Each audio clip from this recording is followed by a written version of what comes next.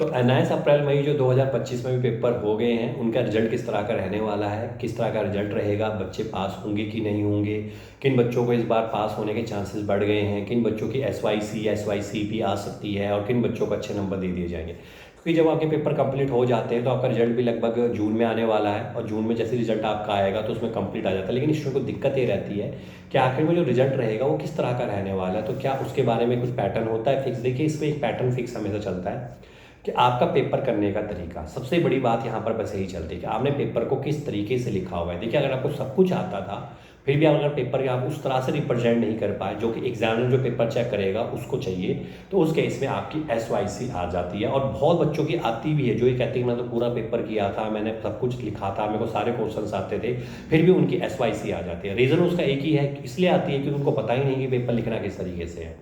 तो अगर आपने पेपर को अच्छे तरीके से लिखा है, डायग्राम बनाए हैं, नंबरिंग में लिखा है, पॉइंट में लिखा है, अंडरलाइन लिखे हैं, हेडिंग्स बनाई हुई है, फॉर्मूलाज में आपने बॉक्स बनाए हुए हैं और अच्छे तरीके से पेपर को बिल्कुल साफ सुथरा किया और कटिंग नहीं की है, तो इस केस में तो आप पास होने के पूरे पूरे पास पहुंच चुके हो।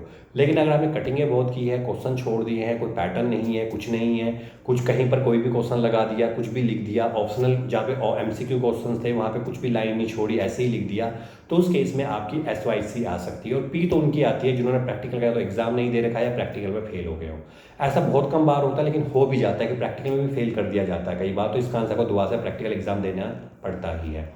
तो देखिए, यहाँ पर वही बच्चा यहाँ पर पास होगा जिस बच्चे ने पेपर पैटर्न को सही तरीके से किया होगा, क्योंकि एग्जामिनर के हाथ में अब सब कुछ है।